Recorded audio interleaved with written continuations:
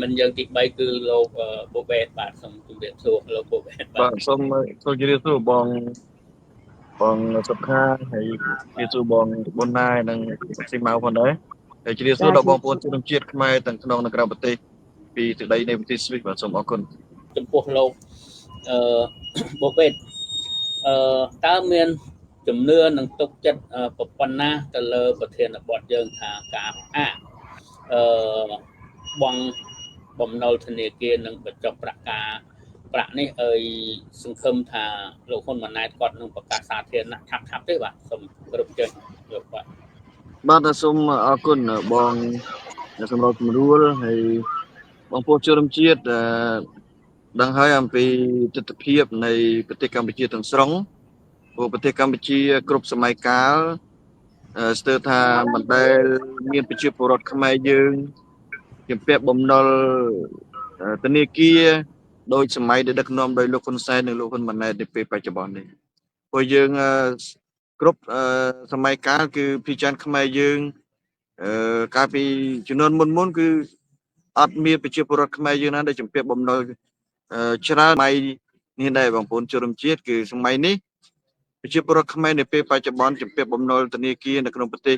កម្ពុជានឹងគឺស្ទើរតែជាង3លានគ្រួសារ3លាននាក់ទៅហើយដែលកំពុងជំពាក់បំណុលធនាគារវណ្ឌកនៅពេលបច្ចុប្បន្ន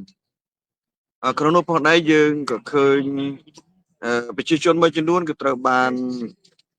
ទាមទារឲ្យរដ្ឋាភិបាលជួយសម្រួលដល់ការបង់ពន្ធជួយសម្រួលដល់ការបញ្ចុះអត្រាការប្រាក់នៃការបង់ពន្ធហើយប្រជាពលរដ្ឋមួយចំនួនក៏ត្រូវបានធនាគារនិងម្ចាស់បំណុលហ្នឹងទៅរឹបអូសទៅទាមទារដល់ផ្ទះដល់សម្បែងគម្រាមកំហែងចាប់ដាក់គុកហើយនឹងប្រជាពលរដ្ឋមួយចំនួនក៏ត្រូវបានម្ចាស់បំណុលហ្នឹងគឺទៅអូសយកដីយកផ្ទះជួសសម្បែងរហូតដល់ធ្វើឲ្យគ្រួសារមួយចំនួនអត់មា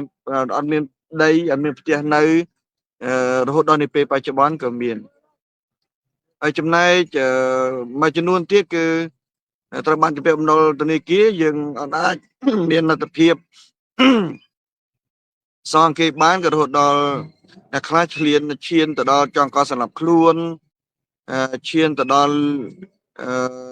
លេងលះប្តីគ្រួសារឆ្លោះទោះតែគ្រួសារក្បាច់បាក់គ្នាដោយសារបំណុលធនាគារនេះក៏ជាច្រើនដែរប៉ុន្តែបងប្អូនជនរួមជាតិឃើញហើយថាប្រជាជនមួយចំនួនធំដែលកំពុងជំពាក់បំណុលធនាគារត្រូវបានធ្វើចំណាកស្រុកទៅរកការងារធ្វើនៅក្រៅប្រទេសមានដូចជាប្រទេសថៃមានដូចជាប្រទេសជប៉ុនមានដូចប្រទេសកូរ៉េហើយនិងប្រទេសដទៃទៀតដែលពលករខ្មែរយើងបានទៅធ្វើការតាមរយៈខ្លួនឯងជំពាក់បំណុលធនាគារនេះឯងដូច្នេះបើចំពោះខ្ញុំមិនទាន់មានសុទ្ធិធិនិយមណាថាគ្រួសារដឹកនាំដោយឪកូននេះអាចនឹងជួយសម្រួលដល់ប្រជាពលរដ្ឋខ្មែរយើងដែលកំពុងជំពាក់បំណុលធនាគារនេះសូម្បីតែថ្ងៃមុនយើងឃើញលោកហ៊ុនសែនបានលើកឡើងក៏ដូចជាលោកហ៊ុនម៉ាណែតបានលើកឡើងមួយចំនួនថាប្រជាជនដែលកំពុងរស់នៅក្នុងប្រទេសថៃមានបញ្ហាជាមួយនឹងថៃហើយមកស្រុកវិញអាចនឹង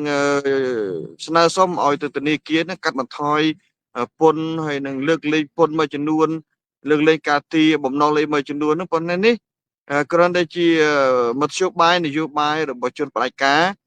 តែប៉ុណ្ណឹងប៉ុន្តែឲ្យទស្សនវិជ្ជាទូទៅគឺមិនទាន់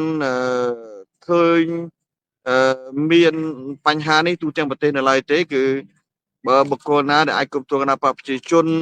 បើបុគ្គលណាដែលគ្រប់គ្រងតកូលហ៊ុនបើបុគ្គលណាដែលចូលរួមចូលដៃជួយជើងជាមួយនឹងគណៈបកប្រជាជនខ្ញុំគិតថាអាចនឹងសង្ឃឹមថាបំណុលធនាគារក៏អាចធូរស្រាលដែរប៉ុន្តែចំណែក